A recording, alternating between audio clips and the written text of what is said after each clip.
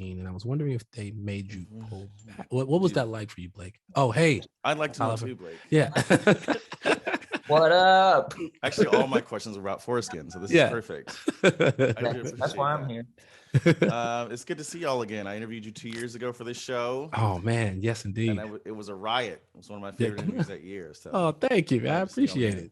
Thank you. One thing that is a new development is that obviously that Sasheer is living with you all this season. Mm-hmm. And I really like that because I feel like it added a lot of fun and it brought her into the show more. Yeah. Would you say the cast dynamic / chemistry got stronger as a result? I think so. Yeah. I think so for sure. I mean, we already had a pretty strong dynamic. After work, we can hang out. We do everything together, pretty much. We have favorite bars now, like in certain places. Like, yeah, we kick it. We kick bars. What's the bar called? My sister's room. My sister's room. Yeah, my sister's room in Atlanta. Oh, in Atlanta. I was like, is that in LA? Okay. No, yeah, that was the go-to. They went more than I did, but I had to be at work early and the afternoon call times. But y'all were still hungover on set. I get it. Yeah. No, but it was super dope, especially after watching like season 1. I hardly had any scenes with Sasheer, and like watching season 1, I'm like, Ayana is one of my favorite characters in the show for sure. And this season, I got to do a lot of scenes with her, and it was awesome because Sasheer is so funny and just great on set, and she just has a whole different energy from like us being like the hyperactive crew that we are. So it was really, really cool. Oh yeah, absolutely. You could totally feel that. There's like an episode where where you're looking for her or whatever. I can't spoil anything. I thought it was great watching you all interact for that one. Yeah. So I also wanted to ask, I've been hearing a lot of washcloth discourse, not just on this show, just in life. Yeah.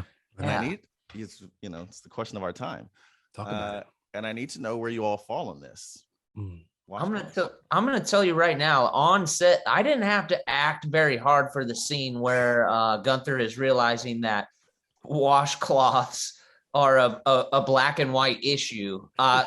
Because I do not use a washcloth. I was unaware that this was such a divisive thing that needed to be talked about. So I'm glad it's gonna be in my mentions and DMs, and we're gonna really be divided on this. I'm excited for the discourse. It's coming. It's coming. So I think what he's doing is he has long nails, right? And he keeps the bar of soap here. And as he's washing, he's exfoliating with the nails. And people don't realize that. You know what I mean? Blake works out a lot. So he's got callus on his hands. So when he's scrubbing, the callus acts as an exfoliant. And he doesn't use a washcloth. He's different. Look at all that hair. My palms are like loofahs, so yeah, I've been told many times. Very rough, rough hands. You're always so generous with each other. I really like that. It's very kind.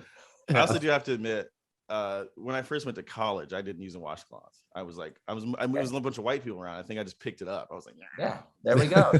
Our influence is strong in the shower area. I went from the south side of Chicago to the burbs, and I remember after basketball practice, something like that, I was in the locker room and I brought out cocoa butter and I started putting it on, and everybody was like, "Hey Morris, what are you doing?"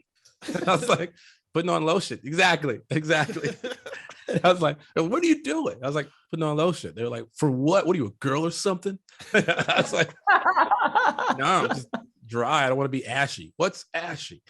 It's like a teachable moment before know what everyone is moisturizing. They're like, "Oh, this is nice." The whole basketball team gathers in a circle to hear you educate them on moisturizer. What's ashy? Lamorne. Yeah. Tell us. I'm from the South Side too. This is funny. From South Side Chicago. Yeah, nice. Exactly, yeah. Okay, so the last question is, I feel like the writing is so it's super sharp and it feels so tailored to the two of you all that I wonder, are you all involved in the writing process at all? Well, yeah, go ahead. I mean, I'm saying, it captures your voices really, really well. Yeah, for sure. I mean, we have a great writing team, but our director Mo Marable, he keeps it loose on set, lets us improvise, bring ourselves to the characters. I think that's also what you kind of feel on the screen is just like, our natural flow kind of just comes from being a sort of a looser set. Yeah, for sure. And even in the beginning, they're sharing some ideas of scripts and storylines too. And if you have some input, they're always welcome, to the ideas and where you see the character going. And it's a very collaborative thing. But they do a great job on their own of getting the core down for sure. Okay, weird. Yeah, that's kind of how it felt. I was like, it feels like you all are writing this, Yeah. Okay, well, that's my time. I really appreciate you. I look forward to seeing you for season 3. Oh, Tolliver, thank you very much. We appreciate it. Hey, y'all, super excited to see you again. I told the other 2 cats that the woke junket for season 1 was one of my favorite. Aww. So we the truth. What'd you say? I said, because we the truth. Exactly. The truth. You already know. And speaking of sort of reuniting the cast and getting the family back together, Sasheer, you're living with the fellas this season. Did that sort of make the cast dynamic tighter, would you say? Oh, definitely. Yeah. I mean, we were already tight before, but it's nice that our characters get to actually live together and be in the same space. And, it's because they're so gracious and because I, opening my heart to more people. It's also because I'm broke. My character loses a lot of money and needs a place to stay. And they're so gracious. And that's hard for Ayanna to do, honestly, because she doesn't like relinquishing control. So for her to ask for help this season is a huge step for her. So it's nice that she has some supportive friends that will let her live with them. Yeah. We pay our bills is what you're saying, because we pay our bills. Well, she's gonna help out eventually. Wait, she's paying bills, right? She gotta be putting in on the water or something, electric. Not quite. A little something. So the 2 of y'all's characters really go on not similar journeys, but you both sort of start in one place and realize by the end of the series, like, oh, you're totally different people, or different people in certain ways. Mm-hmm. Do you all sort of grow with your characters throughout the season as you're shooting?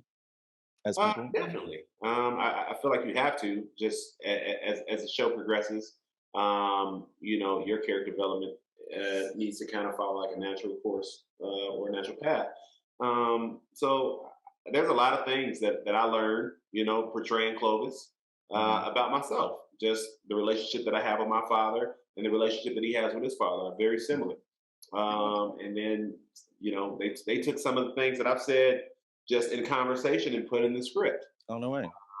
So yeah, I mean, I definitely feel like you grow as a person when you're portraying a character, because you don't know everything, and you will learn things as you start to read along in the script. It'll teach you some things. Yeah, and I like that Ayanna's journey makes her question the work she's been doing and also analyze if it's serving her livelihood. And I think it's nice to just see a Black woman kind of realize it's okay to rest or take a step back and assess, because we kind of get put in a place a lot of the time that we need to save our community. We need to lift up our fellow man. We need to save the country. And we don't always have to do that. Sometimes it's just nice to sit down, take a step back, assess. Was that? Who said you ain't always got to do that? Because I was looking forward to just say, don't worry about it. Look. I help you out a lot, actually. Yeah, I thought it was really cool, and especially the episode that you have this year with Madam C.J. Walker. I hope that's not spoiling anything. That was one of my. It's a trip. It's a journey.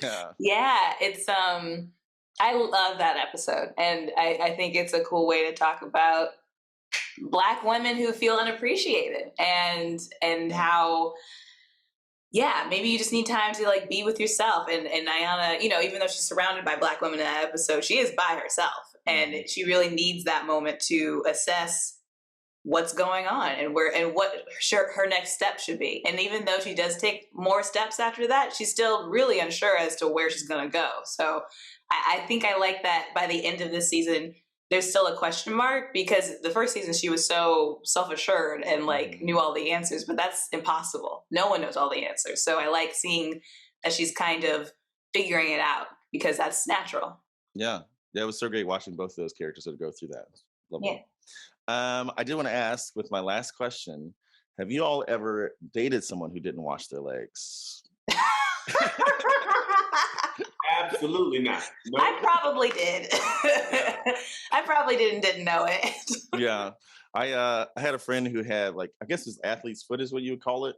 Mhm. And then we were like, you know, well, talking about it. And then he was like, yeah, but I don't wash my feet. The water just drips down onto them. Well, that's why you got athlete's foot. That is, It's kind of amazing. You'd be surprised how many people think like that. Yeah. It's really, really, really, really common. Yeah. Well, listen, I appreciate both y'all so much. I'm really excited for season 3. Yes. And for everybody to react to season 2. So yeah. Y'all have a great rest of your day. Be blessed. Thank you. Appreciate it. Yeah, of course.